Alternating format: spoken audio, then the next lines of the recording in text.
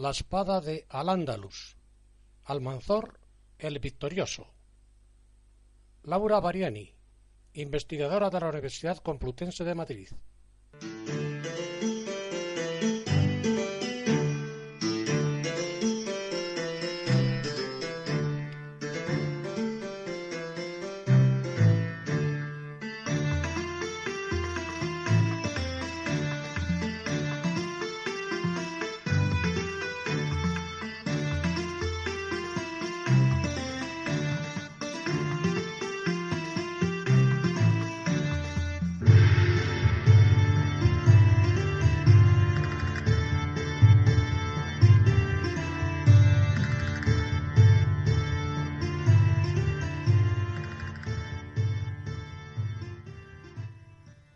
Político astuto, estratega temible y gobernante de ilimitada ambición, su audaz encumbramiento al poder fue posible merced a su relación, quizás amorosa, con la madre de un califa incapaz.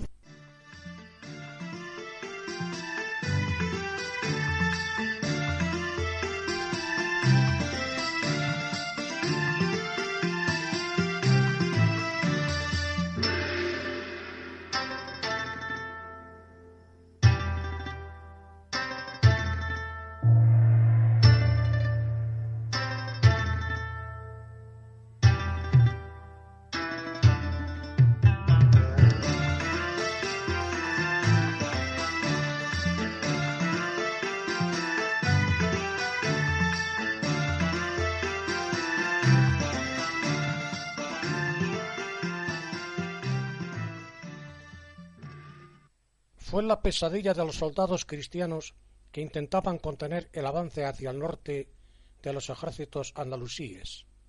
Así lo testigua el hecho de que los musulmanes le dieran el título de Al-Mansur, el Victorioso, que las crónicas cristianas transformaron en Almanzor, el más legendario de los generales del Islam de la península ibérica.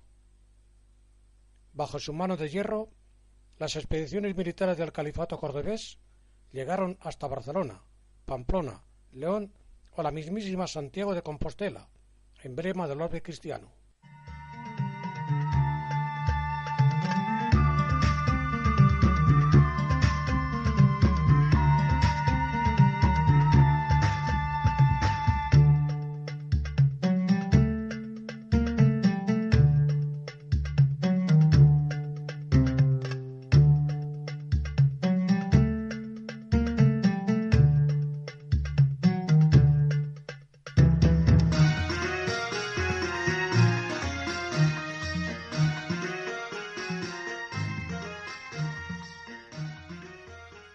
La verdadera historia.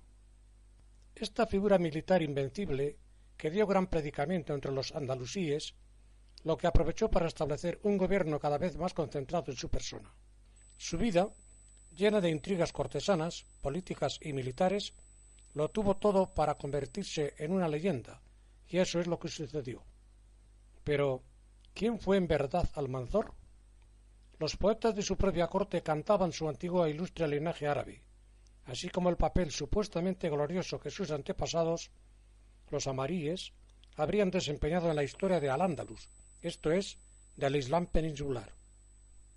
Se dice que los amiríes eran señores pudientes, asentados en Tarrós, cerca de Algeciras, en la concesión territorial que el primer amirí, llegado a Al-Ándalus, recibió como recompensa por su participación en la conquista de la península en el año 711.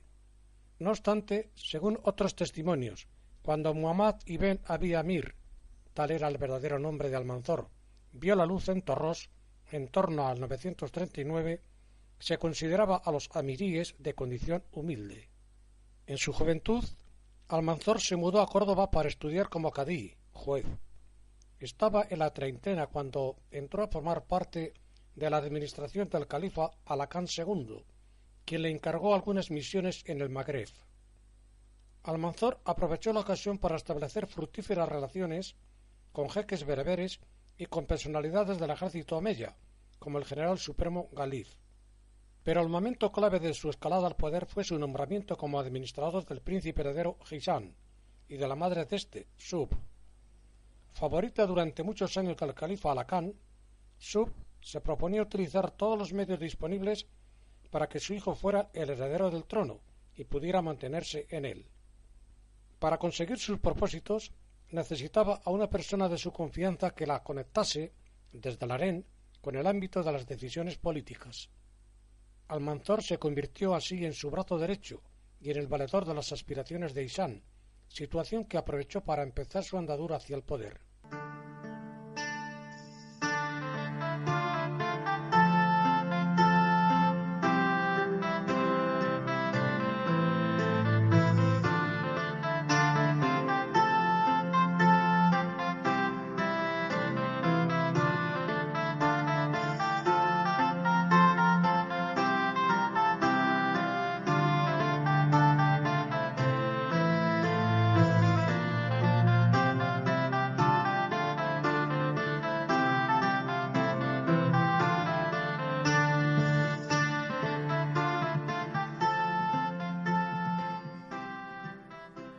Una intriga decisiva. Corría el año 976 y el califa Alakán II yacía gravemente enfermo. Desde hacía tiempo, las riendas del poder estaban en manos del visir Yazad al-Musafi, en general considerado un mal gobernante, y del que se dice que fue quien introdujo a Almanzor en palacio. A pesar de que Alakán había impuesto que se prestara juramento de fidelidad a su hijo Ihsán, lo que implicaba su investidura como califa por anticipado, la posición de éste seguía siendo incierta, puesto que, a causa de su corta edad, no cumplía todos los requisitos necesarios para acceder al califato. Este, según la ley islámica, podía ser reivindicado por cualquier miembro adulto del Qurasid, la tribu de Mahoma, de la que los omeyas, la familia a la que pertenecían los califas andalusíes, era una rama. No en vano, muchos cuestionaban el valor legal del acto de juramento prestado a un niño de 11 años, prefiriendo como sucesor al hermano de Alakán II, al-Mughira. El 30 de septiembre de 976, Alakán exhaló su último aliento, y enseguida las facciones más influyentes del entorno califal comenzaron a maniobrar para imponer a sus respectivos candidatos. Los partidarios de Ihsán, guiados por al-Musafi con Almanzor a su lado, no dudaron en asesinar a al-Mughira, expeditivo método para disuadir a los demás omeyas de proponer otro candidato al título califal. Mientras, Sud movilizó ingentes sumas de dinero para lograr que los notables dieran el visto bueno al nombramiento del pequeño Ihsán. Apenas subido al trono, el joven califa honró a al-Musafi con el cargo de Ajif, mi primer ministro, convirtiéndolo en la práctica en su propio regente. Almanzor, que había sobornado a los soldados por orden de Sud y mandado asesinar a al-Mughira por orden de al-Musafid, fue nombrado visir y recibió el encargo de transmitir al Consejo de Gobierno las decisiones que, desde el harén, Sud tomaba en nombre de su hijo, lo que le permitió participar en la gestión del poder. Los rumores de un vínculo amoroso entre Sud y Almanzor no faltaban. En todo caso, ambos compartieron durante muchos años un mismo objetivo: mantener a toda costa a Ihsán en el trono.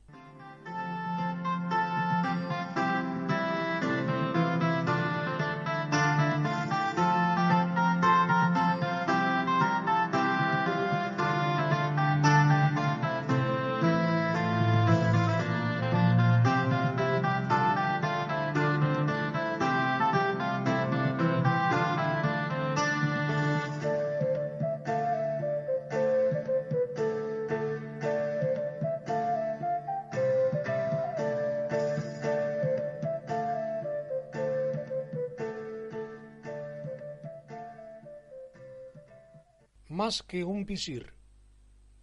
Poco después, aprovechando la delicada transición política andalusí, grupos de cristianos violaron los territorios musulmanes y el Ajif al-Musafi fue acusado de no responder con el debido vigor en la defensa de las fronteras. Almanzor, que ya era general, aprovechó la coyuntura para reforzar su posición apelando al yihad. Él mismo guiaría las tropas contra los cristianos en nombre del joven califa.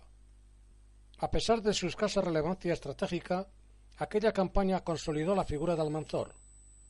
Fue nombrado general supremo de las tropas de la capital y jefe de toda expedición, junto al renombrado general de las fronteras, Galid, con cuya hija se casó. Fuertes por sus victorias, los dos generales acordaron eliminar al desacreditado Hajjaj al-Musafi y hacerse con su poder. Muy pronto, una orden del califa obligó a al-Musafi a compartir su cargo con Galif. Finalmente, al-Musafi fue arrestado y su función la asumió Almanzor, aunque siempre en compañía de Galif. La ascensión de Almanzor reforzó el acuerdo político con Suf, lo que incrementó los rumores de una relación amorosa entre ambos. Algunos miembros de la corte califal señalaban incluso que la señora madre no dudaría en perjudicar a su propio hijo con el fin de consentir a su amante el ejercicio en solitario del poder. De hecho, Ihsán II llevaba una vida cada vez más retirada, y en un momento dado se comunicó que había decidido dedicarse en cuerpo y alma a adorar a Alá. Algunos historiadores afirman que fue Almanzor quien obligó a Ihsán a vivir en completa soledad, lo cual habría perjudicado su salud mental. Pero otros mencionan sus defectos, celosamente ocultados, y su evidente incapacidad para desempeñar el cargo de califa. Hay quien considera que Ihsán sufría severos problemas de motricidad, que tenía la parte izquierda del rostro paralizada y que, a medida que crecía, menguaban sus capacidades intelectuales. Esta teoría, además de abrir nuevas perspectivas sobre el período amirí, explicaría que Sud consintiera el aislamiento de su hijo en la corte, tanto más cuanto que su precaria integridad física y mental podía poner en peligro su continuidad en el trono, de la que dependía el poder de hecho de Almanzor. Aunque el califa desapareció de la vida pública, Almanzor cuidó de mantener intactos los signos exteriores de su soberanía y de atribuirle toda decisión política. Pero la peculiaridad de la situación era propicia a todo género de intrigas. A finales del 978, un grupo de dignatarios y ulemas, los doctores de la ley islámica, se conjuró para destronar al califa niño y sustituirlo por un omeya adulto. En el proceso que siguió, la mayoría de los alfaquíes, juristas, juzgó a los acusados inocentes por no haber llegado a cometer el delito. No obstante, Sud y Almanzor consideraban preciso infligir un castigo ejemplar a los conjurados como aviso para cualquiera que se obstinase en no aceptar a Ihsán como califa, y a la postre los cabecillas del complot fueron ejecutados.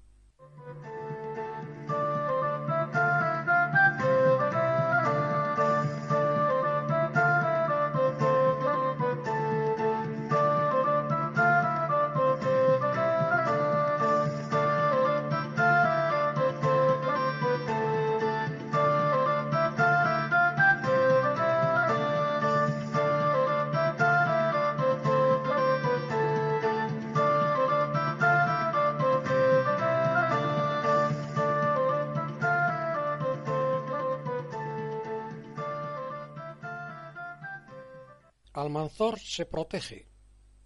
Aquella conspiración hizo tambalearse peligrosamente el trono, planteando problemas que urgía remediar.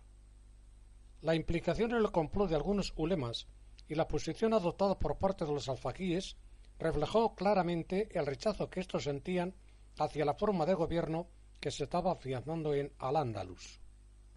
Para apaciguar los ánimos y desmentir el escaso respeto por la ley islámica que se le imputaba, Almanzor ordenó que la famosa biblioteca reunida por Alacán II fuera expurgada de toda obra vinculada a las disciplinas que los ulemas condenaban, como lógica, filosofía y astrología.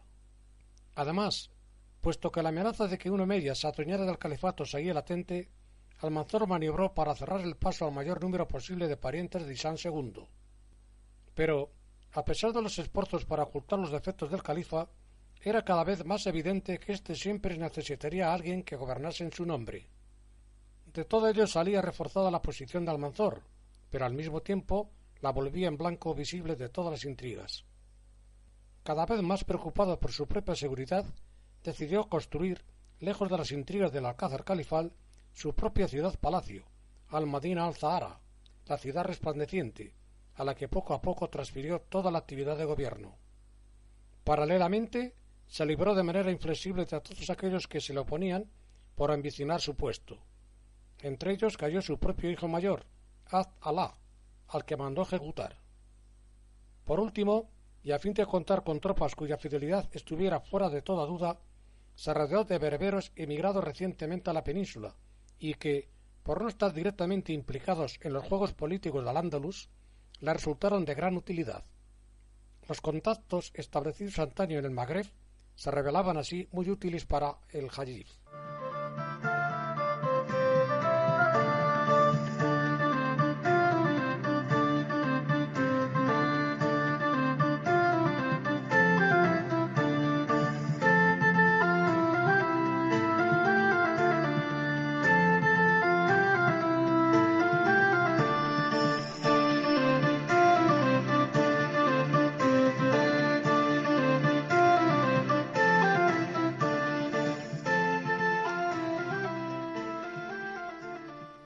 La ambición cumplida. En los 3 primeros años del califato de Hisán, Almanzor lanzó 8 campañas contra el norte cristiano. Esta intensa práctica del yihad, que tenía como objetivo principal lograr un mayor consenso en Al-Ándalus, afinó los conocimientos militares de Almanzor, siendo Galif su maestro. Sin embargo, era este quien seguía siendo considerado el héroe de todos los héroes, perjudicando las ansias de poder de Almanzor. Por su parte, Galif estaba alerta, persuadido de que su yerno pretendía excluirle del gobierno. La ruptura entre los dos fue inevitable, y en 981, tras diversos enfrentamientos, Almanzor venció inesperadamente a su suegro, quien murió en la batalla. La eliminación de la autoridad moral representada por Galif allanó el camino de Almanzor hacia la cumbre del poder, proporcionándole al mismo tiempo el sobrenombre honorífico de Al-Mansur, que glorificaba sus éxitos militares y su papel como baluarte del califato y del Islam andalusí, papel que desempeñaría hasta su muerte. Imbuido de su papel de único Ajid de Al-Ándalus, Almanzor empezó a buscar cada vez mayores reconocimientos como el besamanos para él y sus hijos, que en principio era una prerrogativa exclusiva del califa. Se dice incluso que en 991 habría consultado a visires y alfaquíes sobre la posibilidad de ser entronizado como califa en lugar del inútil Hisán, una iniciativa que quedó en papel mojado. Además, hacía años que Subh estaba descontenta con las actuaciones de Almanzor, quien a su vez, poco a poco, la había apartado del gobierno. Encima, Almanzor estaba intentando que su hijo At al-Malik fuera reconocido como heredero de su función de Ajid, para poner los cimientos de su propia dinastía, anteponiendo sus ambiciones a los intereses de su hijo. Había llegado el momento de pasar a la acción.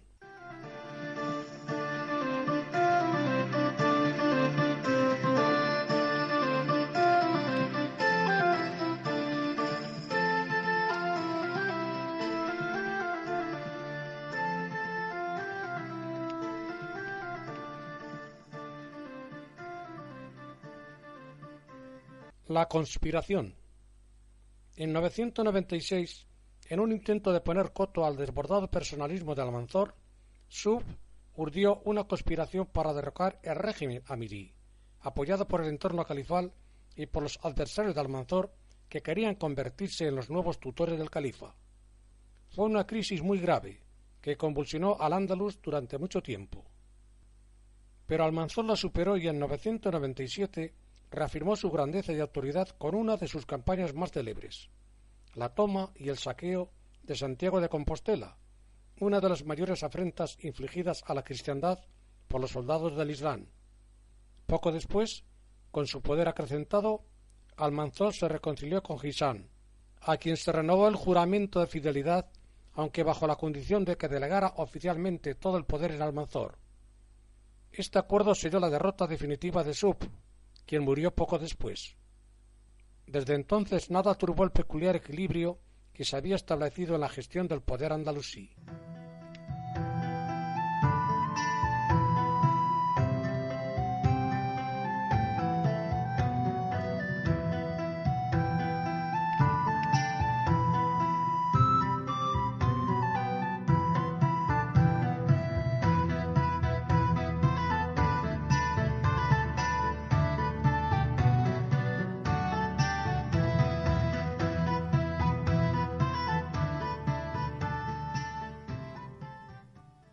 La última campaña.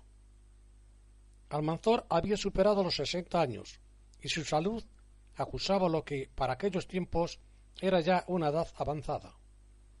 A finales de junio de 1002, y a pesar de encontrarse muy enfermo, se puso en marcha contra Castilla, en la que sería su última campaña militar. Almanzor se encontraba tan desmejorado que hasta el trote del caballo le atormentaba. A menudo se había obligado a dejar su corcel para tenderse en una litera llevada a hombros. Tras algunas operaciones militares de poca relevancia y con el Ajdid empeorando a ojos vista, se decidió regresar a Medinaceli, capital de la frontera superior en la actual provincia de Soria. Los últimos días los pasó rodeado de sus poetas, que alegraron su agonía exaltando con versos su gloria y recapitulando sus hazañas, como primer peldaño de lo que sería su figura legendaria. Uno de sus visires describió sus últimas horas. Encontrándose mejor, quiso ver a algunos de sus notables. Me acerqué a su cama y vi que, envuelta en las sábanas, se encontraba tan solo la sombra de lo que había sido Almanzor. No podía hablar, y era evidente que se encontraba más cerca de Alá que de nosotros. Falleció el 9 de agosto de 1002. Habiendo dispuesto a descansar en las fronteras, le dimos sepultura en el alcázar de Medinaceli. Envolvimos su cadáver en las mortajas que sus propias hijas habían tejido, y esparcimos en su cuerpo el polvo que después de cada campaña se había sacudido cuidadosamente de sus trajes, guardándolo para la ocasión. Su visión política siguió intacta hasta el final. Cuando su hijo Adalmálid acudió a su lecho de muerte, él lo despidió angustiado. Digámonos adiós ya. Coge tropas de confianza y corre a la capital. Si no estás allí antes de que llegue la noticia de mi muerte, todo estará perdido. Llegado a Córdoba, Adalmálid pudo neutralizar a quienes ambicionaban sustituir a Almanzor y se hizo nombrar Ajdid. Pero Almanzor sabía que no se debía prescindir de la máscara de legitimidad que sólo un califa como Hisán podía proporcionar. Estaba en lo cierto. Cuando más tarde, en el año 1009, el tercer Ajdid Emirí, hijo menor de Almanzor, interpuso su nombramiento como heredero del califa, rompiendo con la tradición de gobierno afianzado por su padre y su hermano, todo se vino abajo, y, en palabras de un historiador, la dinastía de los emiríes desapareció como si nunca hubiera existido.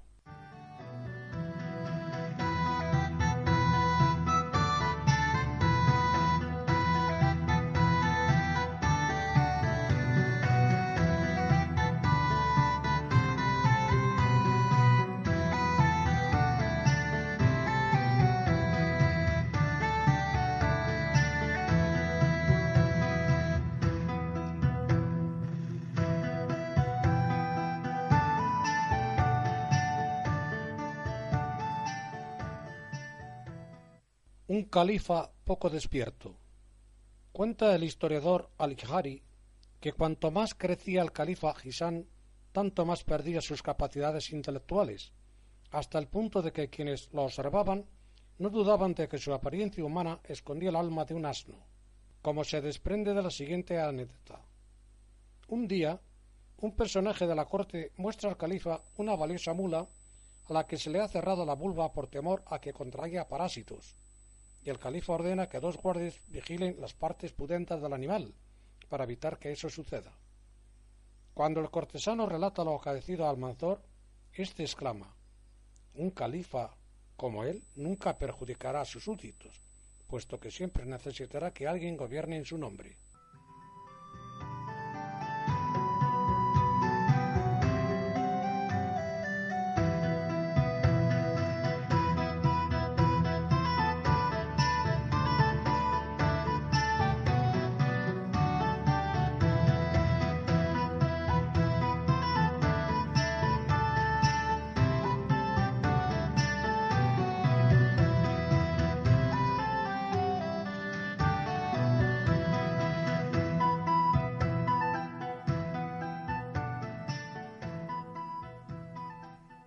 La espada del Islam andalusí. Los historiadores árabo-andalusíes y cristianos establecen un fuerte vínculo entre Almanzor y sus numerosas expediciones contra la morada de la guerra, Dar al-Ar, los territorios de los infieles, que se dice fueron más de 50. Aunque el enorme alcance que se atribuye a la actividad militar de Almanzor es en parte el resultado de un proceso de idealización historiográfico al que fue sometido su personaje, resulta indudable que su intensa práctica del yihad le permitió infundir un aura de legitimidad a su peculiar posición política en el marco del califato, imponiéndose de este modo a sus numerosos enemigos de la corte.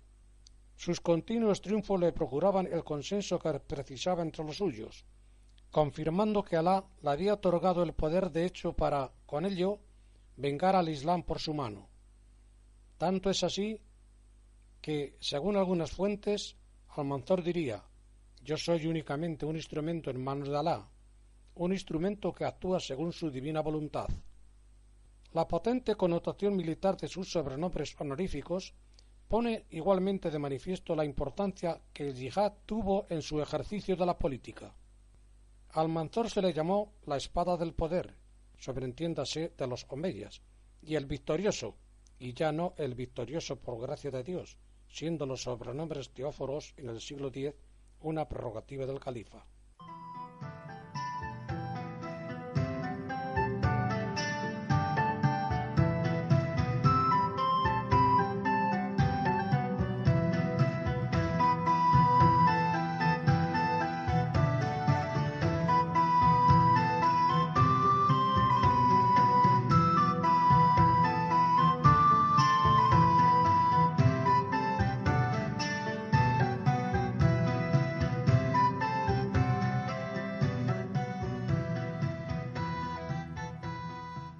El Almanzor de los cristianos. Algunas crónicas cristianas repiten el viejo tópico, según el cual las derrotas sufridas frente al Islam se debieron a los pecados cometidos por el pueblo y sus gobernantes. Sería gracias a ello que Almanzor invadió el territorio de los cristianos, los saqueó a su antojo e hizo tributarios suyos muchos lugares, regresando siempre victorioso y triunfador, porque fue la divina venganza la que dio el poder para destruir. De este modo, Almanzor se convertía en un instrumento del Dios cristiano, lo que disminuía notablemente el impacto emotivo y el alcance histórico de su figura. A caballo de los siglos XII y XIII, el cronista castellano Lucas de Tuy insertó, entre la campaña de Santiago y la muerte de Almanzor, el conocido episodio de la batalla de Calatañazor, en la que el emirí acabaría vencido por una coalición de cristianos.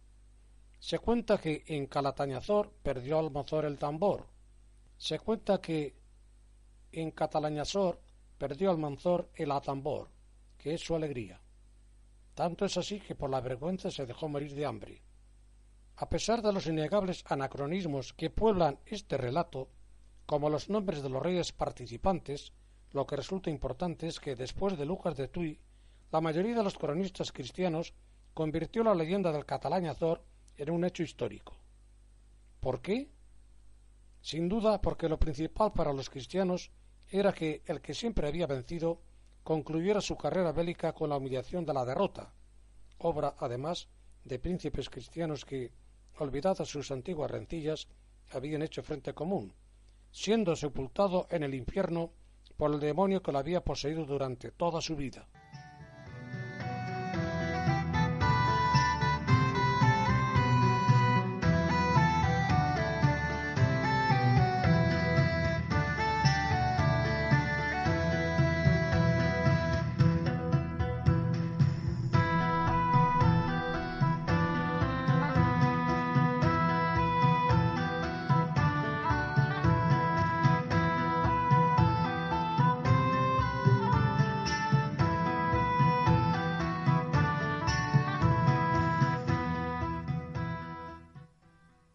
La espada de Al-Ándalus.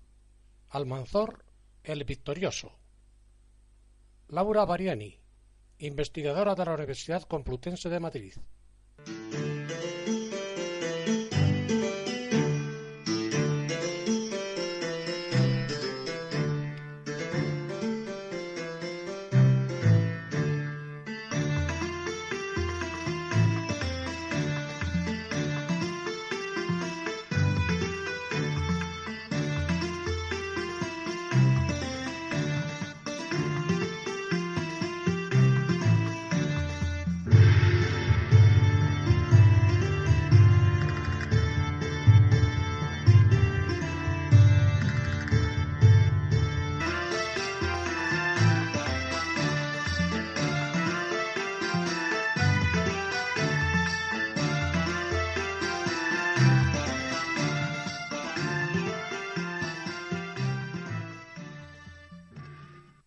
Fue la pesadilla de los soldados cristianos que intentaban contener el avance hacia el norte de los ejércitos andalusíes.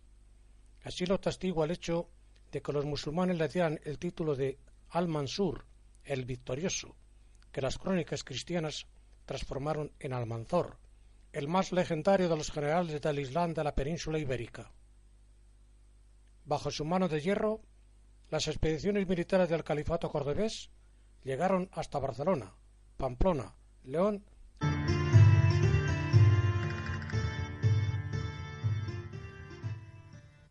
Político astuto, estratega temible y gobernante de ilimitada ambición, su audaz encumbramiento al poder fue posible merced a su relación, quizás amorosa, con la madre de un califa incapaz.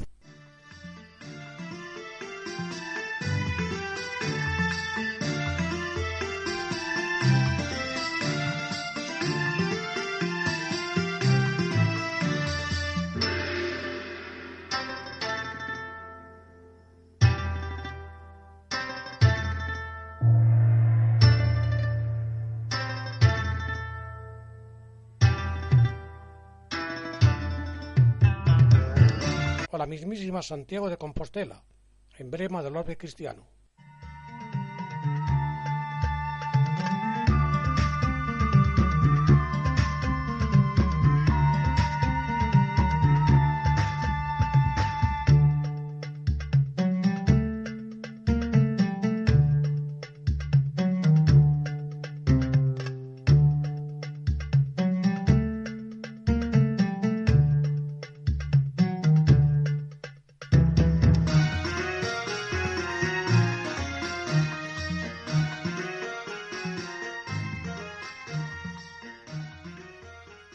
La verdadera historia.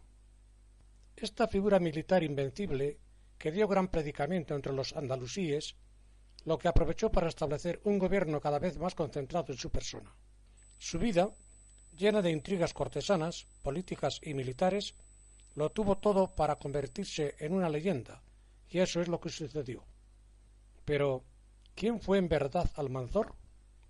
Los poetas de su propia corte cantaban su antiguo e ilustre linaje árabe, así como el papel supuestamente glorioso que sus antepasados, los amaríes, habrían desempeñado en la historia de Al-Ándalus, esto es, del Islam peninsular. Se dice que los amiríes eran señores pudientes, asentados en Tarrós, cerca de Algeciras, en la concesión territorial que el primer amirí, llegado a Al-Ándalus, recibió como recompensa por su participación en la conquista de la península